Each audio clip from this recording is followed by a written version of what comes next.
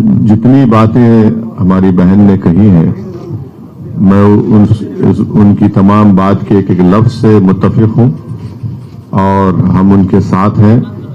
और जब हमारी पहली मुलाकात आपसे हुई थी तो हमने कहा कि इस लड़ाई को हमको सिर्फ पार्लियामेंट इलेक्शन तक ही नहीं रुकना चाहिए बल्कि इसको आगे लेके जाना चाहिए। तो हमको उम्मीद है कि इंशाअल्लाह ताला ये जो पीडीएम बना है सामाजिक न्याय के बारे में, उसको हम उसके साथ रहेंगे मायम पार्टी, और हम लोग इसको आगे लेकर जाएंगे। और मुझे यकीन है कि उत्तर प्रदेश की जनता इस पीडीएम का साथ देगी। सवाल ये है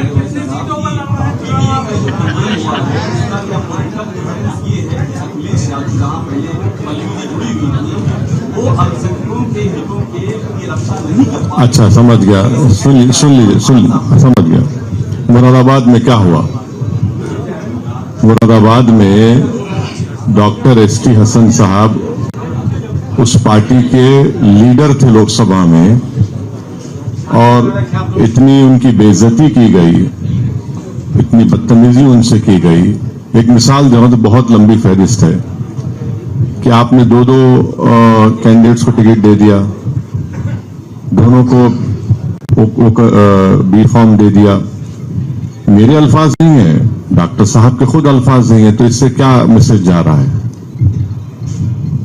आप देख लीजिए फिर रामपुर में क्या हुआ। तो ये मिसालें कई हैं ना, तो इससे को तो इनकार नहीं कर सकता। यार हम नहीं कह रहे हैं बल्कि वो तो डॉक्टर साहब कह रहे हैं, रामपुर के उनके जिम्मेदार कह रहे हैं।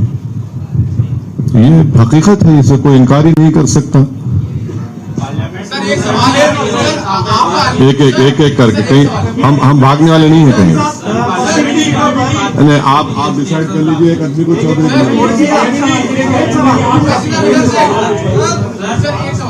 हाँ,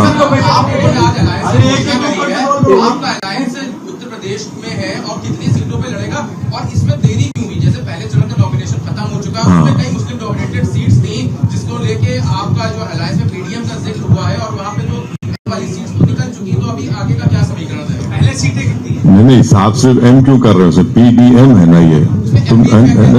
अभी ठहरिए, तो आपका सवाल पार्शियली सही है। कितनी सीट्स पे लड़ेंगे वो हमारी बहन बताएगी आपको, हम लोग बताएंगे, फिक्र मत करिए आप।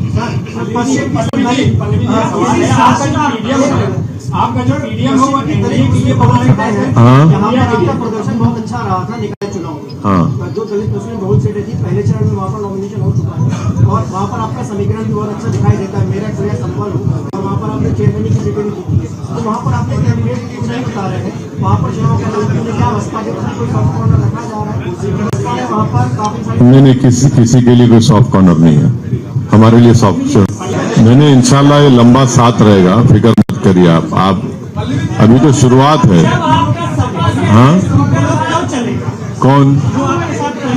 हाँ, मैं अपनी बात कर सकता हूँ, हाँ, मैं दूसरों की तो बात नहीं कर सकता। सर, स्वामी मौर्य और मायावती से भी कुछ बात करेंगे? वो भी पिछड़ा दलित की बात करते हैं, कोई संपर्क हुआ है आपका? नाराज है इंडिया गठबंधन? आज ही लेटर लिखा है। नहीं, हम देखिए, अगर कोई इसमें आना चाहता है तो बहुत वेलकम है उनका, कोई क्यों रोकेंगे? तो आना चाहता है तो वेलकम है उनका। कोई अगड़ा आना चाहता है तो सर इसको मीडिया में खाली ऐसा नहीं हो सकता। देखिए नहीं, ऐसा ये तो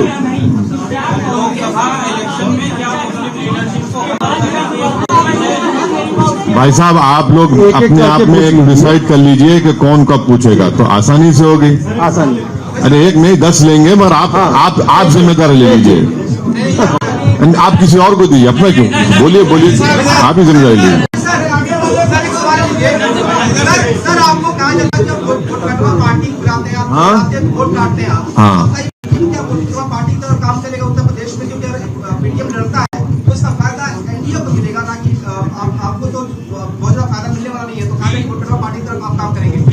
अच्छा, तो 2022 के असेंबली के इलेक्शन में 90% मुसलमानों ने वोट दिया, और क्या नतीजा निकला? 90%। क्या हुआ? 90%, हाँ 90 बोलिए, उर्दू में 90 बोलते हैं, 90 चली 90। क्या नतीजा निकला उसमें? अभी हालिया दिनों में मैंने मिसाल दी, मुरादाबाद की मिसाल आपके सामने रखी, रामपुर की मिसाल आपके सामने रखी। ये कैसे हुआ फिर? इसका जिम्मेदार कौन है? ये सब चीजें सामने हैं। अब ये तो जाहिर है, कोई हमसे सवाल आप जब करते हैं तो वो पूरा नहीं होता जब तक आप जिक्र नहीं कर देते वोट कट रहा है, बी टीम है, फुला है। तो आपने माशाल्लाह अच्छी शुरुआत की।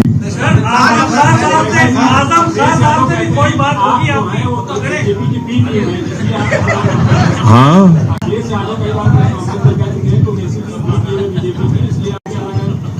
हाँ, इसीलिए तो एसटीएसएन को हमने टिकट कटवा दिया, इसीलिए तो हमने रामपुर में गड़बड़ कर दी। हम ही जिम्मेदार हैं, वो सही कह रहे हैं। तो जितना सब कुछ हो रहा है हम जिम्मेदार हैं उसके। वो बिल्कुल जिम्मेदारी नहीं है ना, वो उनसे गलती हो ही नहीं सकती।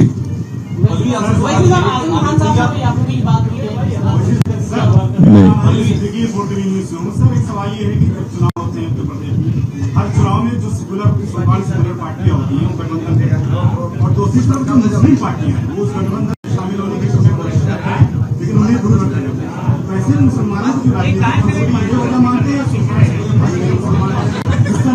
देखिए, अभी आपने शुरुआत में जो इंट्रोडक्टरी रिमार्क्स मोहतरमा पल्लवी पटेल साहिबा ने कहा है, उसमें वाज़े तौर पर कहा गया कि समाज की लीडरशिप को कोई बर्दाश्त नहीं करता। पीडीएम जो बनाया गया है उस समाज की लीडरशिप को बर्दाश्त ही नहीं किया जाता, और कहा यह जाता है कि आप सिर्फ वोट डालिए। कब तक डालेंगे भाई? 17 पार्लियामेंट के इलेक्शन हो चुके हैं। आप सिर्फ वोट डालने वाले बनेंगे, वोट लेने वाले बनना पड़ेगा, लीडरशिप बनाना पड़ेगा आपको। और ये जो आप बात कर रहे हैं ना, बीजेपी भारत की राजनीति से मुसलमानों को इनविजिबलाइज कर चुकी है, ये हकीकत है। और वही ये लोग कोशिश कर रहे हैं कि सिर्फ वोट डालिए, दिखिए मत आप। ये क्या बात है? हम कैसे वोट डालने वाले बनेंगे और आप वोट ले लेंगे, उसके बाद आप भूल जाएंगे हमको? ये बिल्कुल सच्चाई है। इसीलिए हमारी कोशिश है, और ये तमाम ये जो मिथ क्रिएट किए ये लोग, इसको हम तोड़ेंगे। ओवैसी साहब, सवाल ये है, आप बहुत लोकप्रिय है मुसलमानों में। रामपुर मुरादाबाद कई ऐसी सीटें हैं जहां मुसलमान आपको अकेले जिता सकते हैं, तो आप हैदराबाद छोड़ के यूपी से चुनाव क्यों नहीं लड़ते हैं और ट्राई कर लेते हैं एक बार आप? नहीं, मैं तो आपको कैंडिडेट बनाना चाह रहा हूं। मैं आपको लीडर बनाना चाह रहा हूं। सुनिए, मैं आपसे मुराद आप पर्सनली मत लीजिए। हम यहाँ पर इसलिए आ रहे हैं कि ताकि आप लीडर बने, आपकी लीडरशिप बने। ये मकसद हमारा ये है। हम अपने लिए नहीं आ रहे हैं, अपनी जाती मकबूलियत के लिए या पॉपुलैरिटी के लिए। नहीं, मैं समझ, अरे सर डिबेट मत करिए ना। जैसे मोदी जी आए, उनके आने से बड़ा फर्क पड़ा है। आप यूपी से लड़ लीजिए, सारे मुस्लिम जो है एक तरफा आपको वोट कर देंगे आपकी मोहब्बत में। मुझ में और मोदी में जमीन आसमान का फर्क है। दो समंदर के किनारे एक नहीं हो सकते भाई। एक सवाल है जी, यदि पीडीएम 2024 इलेक्शन के बाद गवर्नमेंट में शामिल हुआ, किस गवर्नमेंट में? नई फॉर्म होगी जो गवर्नमेंट, कौन सी, किसकी गवर्नमेंट बनेगी? आपकी बना रहे हैं। अच्छा, आपका अलायंस किसी गवर्नमेंट इंशाल्लाह। हाँ, राज्य जो धर्म के आधार पर, हाँ, आज स्टेट रिलीजन के आधार पर भेदभाव करती है, और आर्टिकल 15 लागू कराने के लिए कोई प्लान लाएंगे आप? आर्टिकल 15 को लागू करने की जरूरत ही नहीं है। वो फंडामेंटल राइट है आपको। वायलेशन, हाँ, उसका वायलेशन हर स्टेट में हो रहा है। हाँ, तो वायलेशन को तो चेक करना पड़ेगा, मुझको लागू करने की जरूरत नहीं। अभी मुख्तार अंसारी साहब के जनाजे में डीएम ने कहा कि हम करने नहीं देंगे, मट्टी नहीं देने देंगे लोगों को। हाँ हाँ, वो देखा, सब दुनिया ने देखा। हाँ, देखा, सब दुनिया ने देखा है। बिल्कुल सही है, बिल्कुल गलत बात कही उन्होंने। नेक्स्ट क्वेश्चन पूछिए, प्लीज रिपीटेड क्वेश्चन सब पूछिए। मुख्तार के परिवार को टिकट देते हैं, साथ दिखाते हैं, लेकिन जब अंतिम संस्कार होता है तो वो नहीं जाते, कोई सवाल खड़ा नहीं करते, उनका नाम तक नहीं लेते, उस नाम में ये मुख्तार अंसारी का नाम ही लिखते हैं। आप सही कह रहे हैं, मैं मुत्तफिक हूं, आपकी बात से एग्री करता हूं। उनको जवाब देना चाहिए इस बात का, हम कैसे जवाब देंगे उसका? केवल मुसलमानों के वोट लेना चाहते हैं क्या? हाँ बिल्कुल, वो भी सही है, वही लेना चाहते हैं खाली, बिल्कुल सही है। पार्लियामेंट में जो मुस्लिम लीडरशिप है, जो सांसद है, मुस्लिम सांसद जो बन के जाते हैं, वो टिकट नहीं देती है। ऐसे ही अखिलेश यादव जो पश्चिम की मुस्लिम बहुल्य सीटें हैं, जिसमें मेरठ है, मुजफ्फरनगर है और क्या नाम है बिजनौर है, वहाँ से मुस्लिम कैंडिडेट नहीं किए गए। आपको क्या लगता है कि सपा दूसरी राह पर जा रही है, इस राह पर भाजपा? उस राह पे क्या, उस राह पे चल पड़ी है, वो उस राह पे चल पड़ी है, बिल्कुल चल पड़ी है।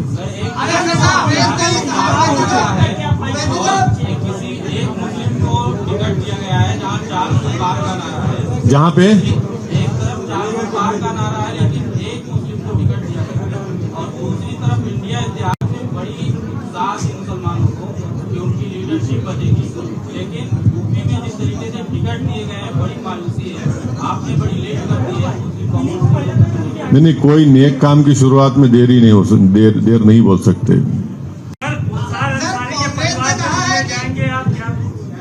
हम पब्लिकली उस परिवार से हम उनको कंडोलेंस दिए हैं और कल इत्तेफाक से रात में हमारी उनके लायक फर्जन जनाब उमर अंसारी साहब से हमारी बातचीत हुई। जब वो दुख भरी खबर आई उनके इंतकाल की, तो हम फोन लगाए थे उनके बड़े भाई को, अफजाल अंसारी साहब को, मगर बात नहीं हो पाई। तो इंशाल्लाह हम जैसा ही पहला मौका मिलेगा, हमारी नीयत है, कोशिश है कि हम जाकर उनसे पर्सनली मिले और उनको कंडोलेंसेस दें, ताज़ियत पेश करें। क्या उन्होंने कहा कि गरीबों का मसीहा मुख्तार अंसारी को, जबकि वो योगी सरकार में है, और ये भी कहा कि क्रांतिकारी, ये उनका बयान है कि आप इससे अंग्रेजी में इसको कहते हैं फ्रॉइडन स्लिप। तो दिल की बात जुबान पे लाना पड़ता, सच्चाई को छुपा के नहीं रख सकते आप।